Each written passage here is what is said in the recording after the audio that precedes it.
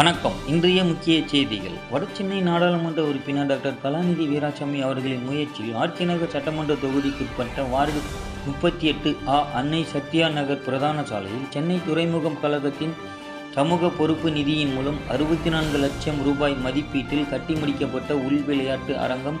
வடசென்னை நாடாளுமன்ற உறுப்பினர் டாக்டர் கலாநிதி வீராசாமி, சென்னை வடக்கு மாவட்ட பொறுப்பாளர் RT சேகர் MLA, ஆர்கே நகர் சட்டமன்ற உறுப்பினர் JJ எபினேசர் ஆகியோர்கள் இணைந்து இறகுப்பந்து புல் விளையாட்டு அரங்கம் விளையாட்டு வீரர்களுக்கு ரிப்பன் வெட்டி திறந்து வைக்கப்பட்டது.